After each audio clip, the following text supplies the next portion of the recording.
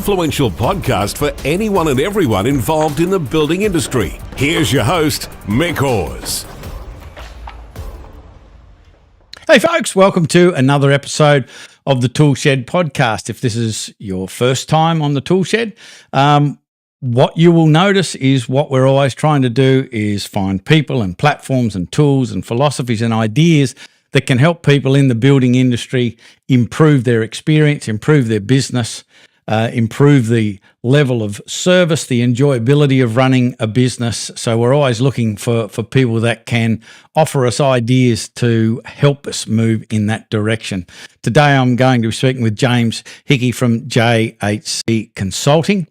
And before we do, I just want to remind you to, if you haven't already taken the Builder Scorecard, just click the link in the description and answer a few questions. And what it will do is help identify, particularly in your business, what we might call the roadblock issue. So that generally every business has some form of issue that is quite difficult to identify because you're so close to the coalface. Taking the Builder Scorecard, it allows you to identify what that issue might be for you, and you'll receive some supporting material in your inbox very, very quickly to help you identify what you need to do to fix that. When you do fix it, it will eliminate a whole raft of other problems. So it's a great way to get moving forward fast. So as I said, speaking to James Hickey from JHC Consulting.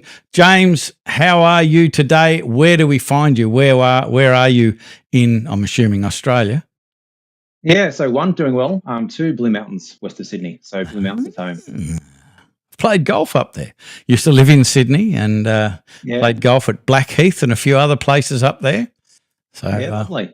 Know the place well. Part of the world. Love it. Lovely. Yeah, Absolutely. great views and fresh air up there. Fantastic. So, as I said in the intro, we're always looking for people with philosophies and ideas and experience and platforms and all that sort of stuff to be able to help people in the building industry overcome, and in my world, most of the issues are unnecessary issues in a business. Many of them are of our own creation, and so that's obviously in your wheelhouse as well. Love to find out about the backstory. So how did you end up doing what you were doing? What's your relationship to the construction industry and what caused you to get involved in this sort of thing? All right, speed date. So started off carpenter and joiner. So carpenter and joinery in the cottage industry, so very second story additions. That's pretty much where I cut my teeth. After I got my trade, started in project management, quickly realized that I had a knack for solving problems of a greater scale, especially in relation to business. So I went from project management quickly to general management. With that, I then started managing larger construction companies. And from there, also then launched into more of a global role. So one of the clients, one of my jobs that I was running was a general manager for, and they had an international option after there was a big international buyout. So then I was heading up change management for them overseas as well. So that was really cool.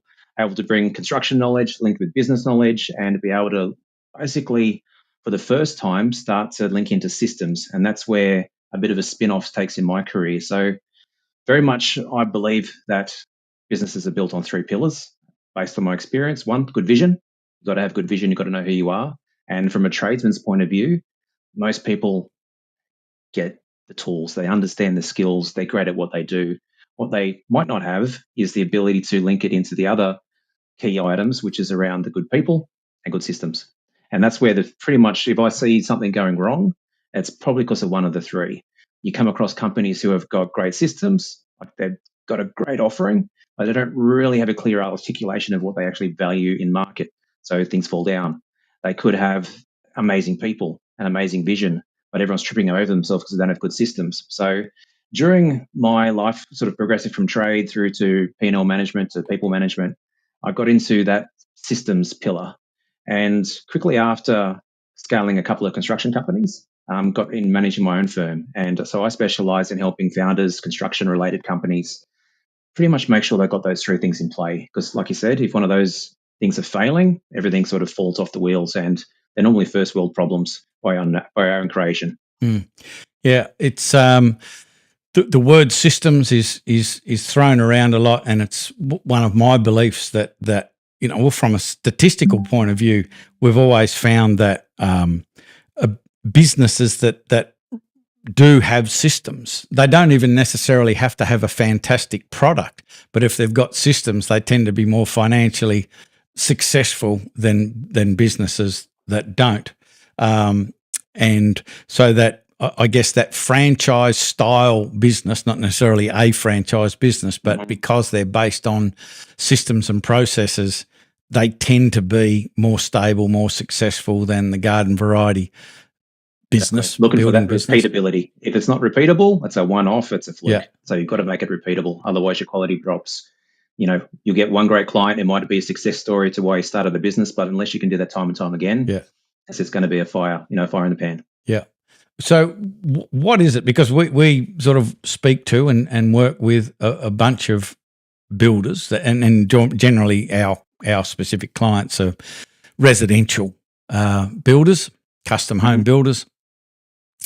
And there doesn't seem to be there's perhaps an awareness of the need for systems, but there doesn't seem to be a commitment to the implementation and creation of the systems. What do you think it is the resistance there? Why do they tend to prioritize working in the business rather than on it? What's your thoughts there? I guess for me, it was the paradigm when I realized that systems, tech systems, financial systems were the same as my tools. Like, how am I going to deliver a service? How am I going to deliver the business itself? And yes, you've learnt your craft, and yes, you've got to be able to build a great product, and it's got to be, to the trade. But unless you've got the ability to actually systemize it and have that profitability oversight, understand your resources, and it's especially when you get a client or a trade who's grown, might be a single trade, might bring on a certain couple of close people into his business. But as soon as they get to that ability to scale beyond what someone can record in their head, that's when things fall apart, and that's when systems really come into their own. So to answer your question, like for me, it's when it gets to a point where you cannot remember everything. And if you don't have systems in play, get ready for chaos, because you're going to have false starts. You're going to get the first oh no moment when you promise something to somebody. They call you up and say, well, and you go, shiter, I forgot. and that's the key item. Like, I can remember the first time that happened to me, and that's when I realized that, systems are the key to making sure that you don't drop the ball. And, back when I started, now getting closer to 50, it was just a notepad in my pocket. That was my first system. It was repeatable. I was supervising. I was in the project management side of it. And I was just writing notes on the fly, and I would tick them off at the end of the day. And that was good for that role. But then as you get more responsibility, multiple trades, payables, receivables, getting material delivered on site on time, running multiple projects at the same time, it gets too much for someone to actually comprehend. And that's where systems, you have to have them. So somebody buys into what we're saying, got to have them. They don't really have any. What are your suggestions as to identify where to start in your specific business to start to capture and build systems? Because I have seen it in the past where people go, yeah, systems, and they start building all sorts of systems all over the place. Doesn't really change anything. So there has to be some sort of approach where the necessity for a system kind of presents itself in a way that when you create that system, it gives you leverage, it gives you value, it creates an improvement in the business. What are your thoughts on how to find that, how to identify it? I love the systems part of it, linking into the client journey, the client workflow. So every time I meet someone new, we actually map out how does a client go through your actual business from start to finish. First time you talk to them, how do they get engaged with what you've got to offer? What's valuable about you compared to, there are hundreds of other builders out there competing against you?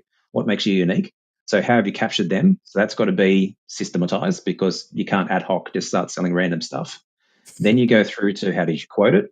How do you get those quotes approved? So we just follow the client journey all the way from start to finish. And that's the key part. So from our point of view, I meet guys and girls, companies who have been established for 5, 10, 20 years. And they either are having a lot of false starts and getting frustrated, so they find someone like us, or they potentially have grown too fast. So potentially they're on the verge of insolvency. So how do I actually catch up with this beast that I've created? Or they might just have a concept that might be a great tradesman in isolation, but how do I turn that into actually business knowledge? Because we all know, like, we learn some great things from TAFE, we learn some great things from our, masters from the apprentice side of things, but when it relates into the business management, it's rare that that gets passed on to us, and then how to actually operationalize that. So it just comes down to workflows. We map it out, we break down who's responsible in the business for that task. We then also look at how is that delivered? How is that serviced from a systems point of view? And then that's where I go out to market. And pretty much a huge part of the conversation today is promoting a company called WorkflowMax, because as a value out to market, they have so much functionality that captures all of what I'm talking about end to end, from the initial lead coming in to the quotes being sent out, the quote approvals, how then am I going to send that out to my subcontractors or allocate it to my staff to make sure that they're managing those tasks? And then how do I have oversight of potentially hundreds of jobs happening at the same time if I'm maybe in a remedials, a rapid repair style business, or really complex jobs where I could be managing, projects up to $4 million. And, the amount of materials back and forwards, purchase orders, receiving of purchase orders, understanding everything outside of what I normally find is this cash in bank style analogies, like, have you got money in the bank? Yes, I'm okay. But how much money have you got in the bank? And can you actually fund all the projects if you needed to right now? And most people can't answer that question. Mm. So I want to circle back around in a minute to WorkflowMax and sort of unpack that a little bit. But one of the things you said is that we start off with the client journey. When you're working with a client, you work through their client journey and sort of do it in a logical way. And one of the things that I want your thoughts on, because I find that working with many of these builders, when they start to want to systematize, they tend to focus on the things that will free them up personally first. And I'm not 100% sure that's the right approach from a customer experience point of view. And sort of part B of that same question is when you start to systemize things, I want your thoughts on systemizing the parts that are normally humanized. So the face-to-face, the communications, the conversations. I find that many, particularly of the younger generation, tend to want to systemize that, get that off their plate, and they tend to be going for more efficiency rather than effectiveness, which, in my opinion, is an error. But I'd love to hear your thoughts on part A and part B of that question. Part B first, I think. Okay. You don't have business without people. So yes, you can have the most efficient, slick system, but unless you've got a relationship, people buy relationships. That's humanity. So unless you can actually humanize your process and not make it this so you follow the box, you're going to lose clients. You'll lose clients quickly. And we've all been on that customer support style scenario where we've got a bugbear. We try and contact the company in question and we get put into some type of automated process.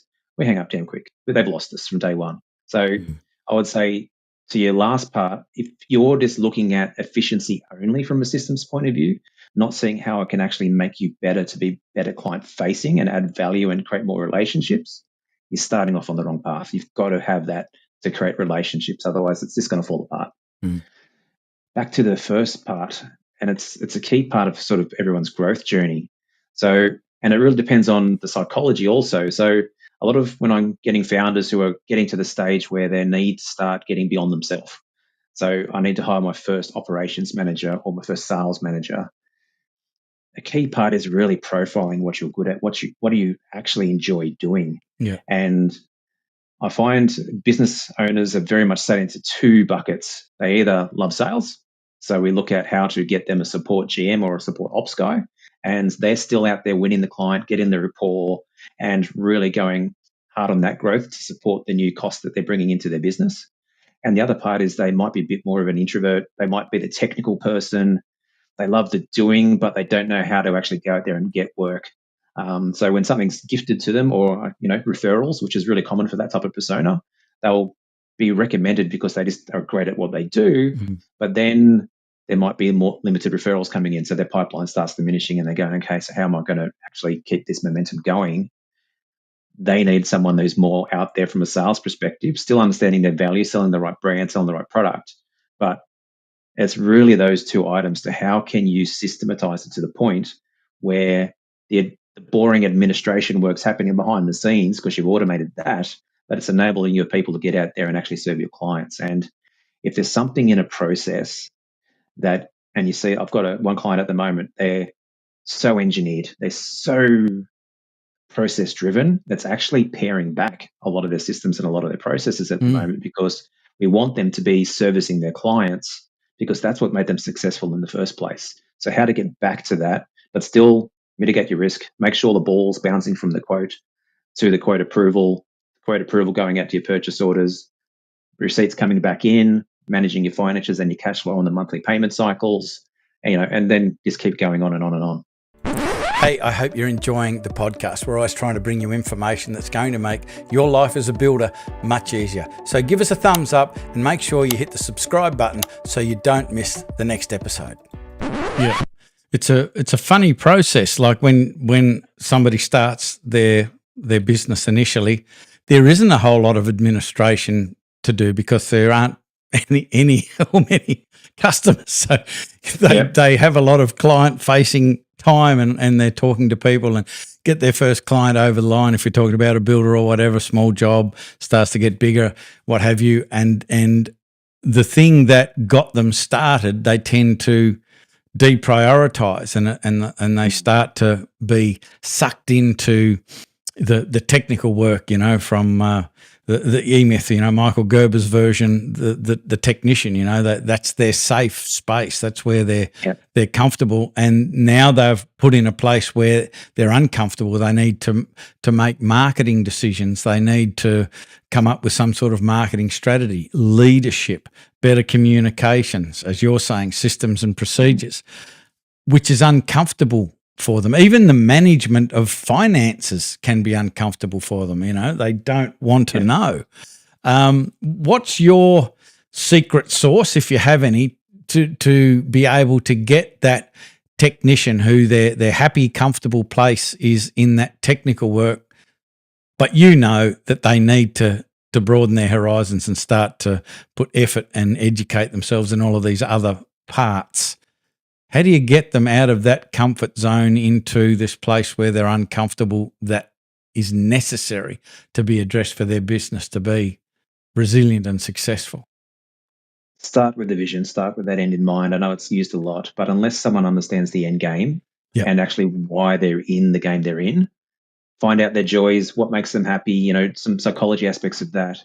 But it's really around what do they want out of the business. And there's some people, and there's nothing wrong with it, if they're happy being small. They could have a certain family dynamic where, the kids are going to school, they love being the sports dad. If that's your values, build a business around supporting that structure. Go for it. If you're wanting to take on the industry and you see a market where you might be working with a designer, you love what that person's doing, that there's a market for it, and you want to go that, grow it. But know yourself first and know what you're trying to achieve out of the business. And that's what I would say is, if you don't know that, you're just going to have a whole bunch of crying and messy states, and you're going to get into a situation where, even myself over my career, you think you want something, and when you're there standing there, you go, do I really want this? And you've got to question it. So I would say just know yourself first. And my job and your job in that scenario, because we do see it, someone might be saying they want something, but their actions aren't aligned with their intent. And if that's not in sync, something's not going to go right. So my first step in that scenario is really trying to make sure people understand what they want. And that goes back to that vision part of the triangle, because unless you've got that very clear to yourself and to people around you, especially your team, if they're confused about what they're doing and what's the purpose for it, they're going to be second guessing what they're doing at the same time, even if you've found the right people and you've got the right systems. It's such a big part of the mental gymnastics for a successful business is understanding what that vision is or what your purpose is. And again, just love your thoughts or how you approach it when you're dealing with somebody in that space that you just mentioned there, and their actions aren't aligned with their mouth, with what they're saying. My suspicion is that it's a question that we don't ask ourselves very often. You know, what do I really want? Who do I want to become? What do I want to achieve? And when it is asked of you by a coach or a consultant or somebody helping you with your business, maybe you feel a little silly not knowing, so you'll make some shit up just to answer the question. But do you have a process that where you'll continually be sort of checking back in with them? Because I think as they learn how to get a bit more control and become the master of their own destiny to a certain extent, I think they can potentially start to believe in a vision that maybe they were too either embarrassed or not confident enough to believe in when you first asked the question. So do you have a process where you're continually asking them to revisit that? Because it's such an incredible, important part of the process. Definitely. At first, you take them on their word because you're just starting to learn who they are. Yeah. But I would say at that 3-month sort of, when you're checking back in, you've done the initial, okay, let's get your systems right. Okay, this is right for you. We've implemented that. Fantastic. So now let's focus on maybe marketing or some other aspect that relates to how you're going to grow to your end goal. They'll start their natural language. People can't hide it for long. You find out someone, 3 months for me is around that target where they'll be really saying what's in their heart.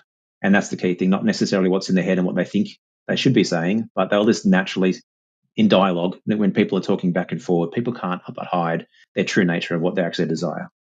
Yeah. Yeah. So they kind of get there eventually, is what you're saying, if you create the environment where the conversation continues.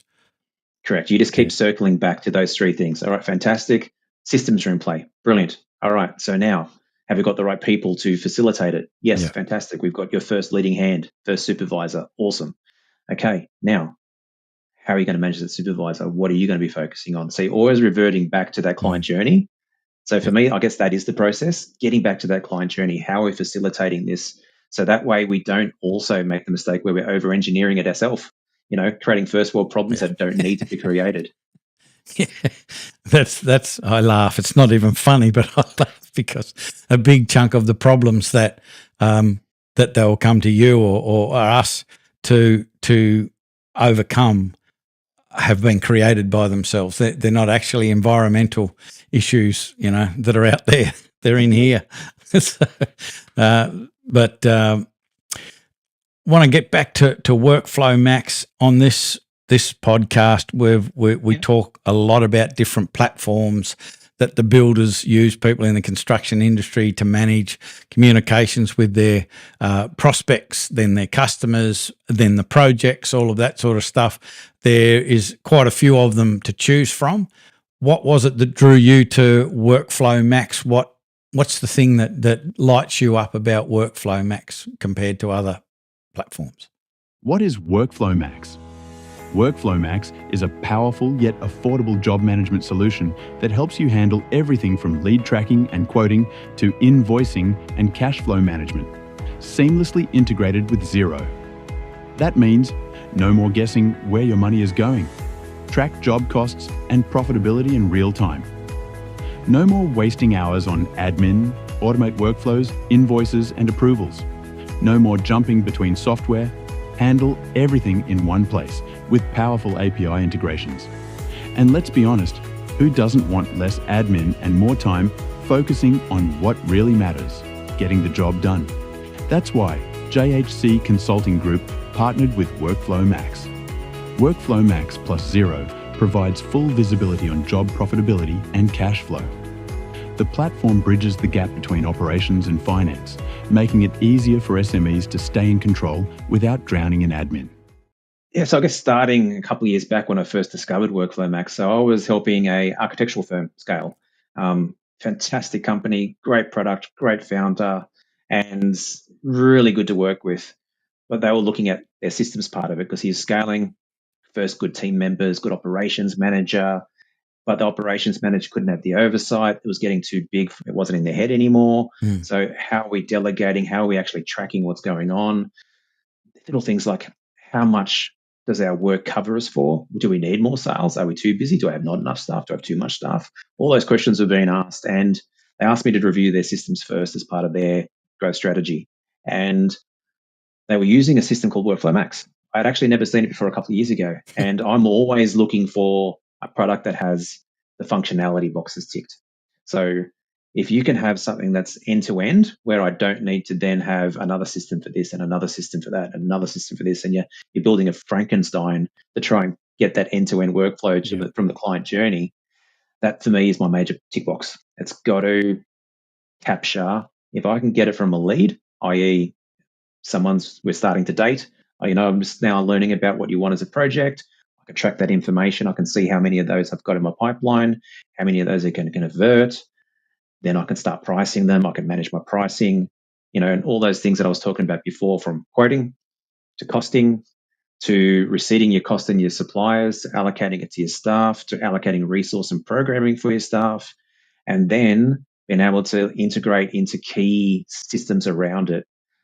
That's what I'm always looking for. And WorkflowMax ticks all those boxes. They are probably one of the most cost-effective solutions I've seen in market, and I get to play with a lot. And it is something that is for bang for buck. The amount of functionality in that box is huge. And for me, that's where, if I'm looking for someone, especially who's maybe 10 team members less, you're not going to get a better value product in market, because it does everything you need. If you are really looking for a niche specialty product that does some CAD design, or it does some more, structured item in regards to being able to schedule your staff or schedule your supply chain out in the market and do more response style work, there's other systems. But financially and from an end-to-end for the majority of business, it's going to facilitate that key thing, which most people don't understand when I first ask them, and probably yourself will find the same thing. What's your job profit? How are you actually managing that current job, that specific project? There's a lot of builders out there who, you hear it all the time, where we both hear it. Yeah, I'm not quite making money on this one, but I know I'm going to make it up on that one, or I'm making it up on this one. And they're, in their mind, they're playing Russian roulette with their job profitability, and they might not see it at first, because when we first start systemizing clients, most understand cash and bank. That's, the first logic we get going out of school. How much money you got in the bank? Can I pay the bills? So most businesses are really good at that. But it's when they're managing multiple projects and they get to that scale, unless you understand that project profitability, your cash and bank is going to disappear really quickly. It's just not going to be there, because all of a sudden it just concatenates and compounds really quickly. So from a tech stack point of view, when I first saw WorkflowMax, I was surprised with how much functionality was actually in the box.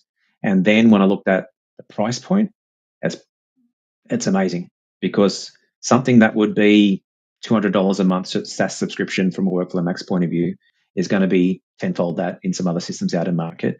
And you would still have to come up with some type of workaround to mitigate some of the shortfalls that you don't get within this product. So that's the first part. It's got the functionality within their tech stack really, really well.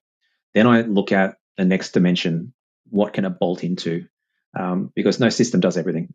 Unless you can have the money to spend $1 million and build your own, you're not going to get everything in one box. So looking at the key function of, this does job profitability, I can quote, I can do my leads, I can look at my staff management, I can look at my purchasing, I can get all that in one spot.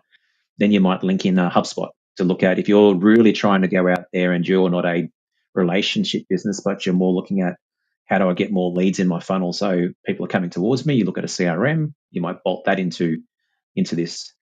Most people in Australia use Xero as their financial tool. Yep. This automatically syncs to Xero. So with the native integration they've got, you switch it on, all your invoices created inside WorkflowMax automatically go to Xero. All your costings go on to Xero. You can see things on more a operational level, and you still need to see it. So sort of getting into finance language. In WorkflowMax, you can see your job profit, but in Xero, you get to see your gross profit and your net profit, but they're very, very different. So unless you understand, you might not be making the margin you thought in Xero, and you can't figure out why. And if you're running multiple projects, it's going to be impossible to figure out why. unless you can track that job profitability. Yeah. So that's when they all start marrying together. And that's where, like I said, when I first saw it, my job was initially to see, do they keep WorkflowMax or do I find another system? And as soon as I sat down with the team, looked at how they were using it, the data points they could collect, we quickly decided that they were going to keep using it. But that's where the other skill for people like us in market is you can still have a great product, but unless you understand how that client flows through the product, you're just going to have a box on a shelf and it's just a waste of time. So that's where partners like myself and, there's partners around the world for WorkflowMax.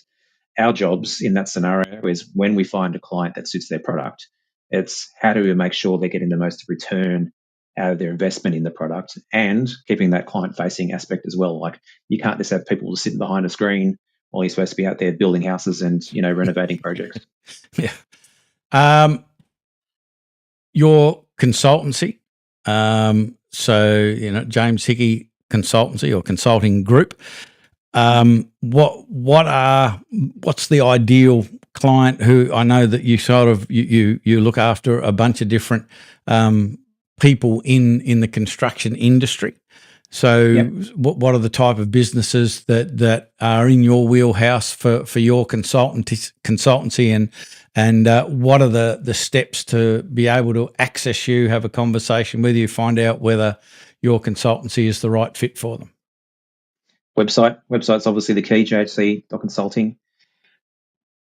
Target I love people who like to make a difference. I'm all about passion. I'm still about that relationship back and forward. So if I get someone that's coming to me and it's all about systems or it's all about sales, and I guess vanity metrics. Honestly, I know that long term we're not going to be compatible because I'm about making sure that there's value across the whole supply chain.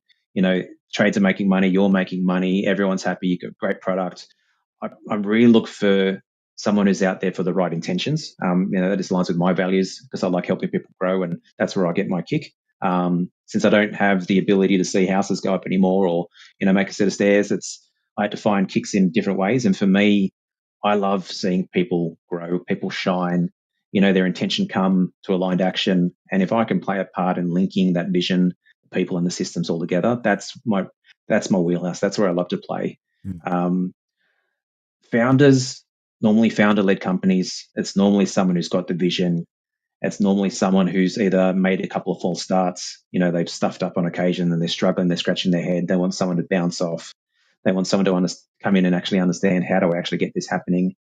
That's my normal clientele. And honestly, from a marketing point of view, most of it's word of mouth, most of it's referral, and I've grown organically myself that way. I've never really had to go out there and market. It's always been the fact that I really look after my clients and then vice versa, look after myself and we grow that way. And that's across construction. I'm also playing in renewable space after being a GM of a renewables company building wind turbines before. So I'm always in that construction related field, be it design related, physically swinging and having related building products or construction companies. But for me, it's how do I bring those three together? How do I get that spark in your brain? How do we make sure you understand what that is? How do we make sure we surround you with the right people who can deliver on it? And then the system, so there's the tools to make sure that actually activates everything that we discussed. Yeah, perfect stuff. Just want to thank you for making yourself available to be on the podcast. As I said, we're always looking for people with those sort of philosophies and those sort of ideas to help the listener start to think about there is more to it than banging nails into wood. There's a lot of other skills. There's a lot of other mental gymnastics and challenges that we need to address to build a successful business. It's not just being a great technician. You've got to be aware of the systems and even what systems and where not to apply a system, if you like, if it ruins the humanization of how we interact with our clients. So just wanted to say thanks for being on the podcast. Absolute pleasure, and I hope your audience get a kick out of it. Thanks very much. So that's it for this episode of the podcast. I hope that got you thinking. If you want to have a conversation with James, the link to the website will be in the description. Reach out, have that conversation. If you're the right fit, happy days. There's a lot to be said by having somebody in your corner that is all about the passion and all about the big picture. It's not just some small facet of the business like more sales or more clients or things like that. So I love that philosophy. I hope this got you thinking about that. If you haven't filled out that the questionnaire, the builder's scorecard, the link is in the description. Really encourage you to do that. 90 seconds and you can get some really good feedback to help you move your business forward quite quickly in your inbox, pretty much straight away. As I said, that's it for this episode of the ToolShed. We'll be back with another episode of the ToolShed podcast. Before you know it, I'm Mick Hawes from Builders Business Black Belt. That is all. I'm out. Bye for now. You've been listening to the ToolShed. If this podcast struck a chord with you, make sure you spread the word by sharing it with your mates in the building industry. We love your help to make the building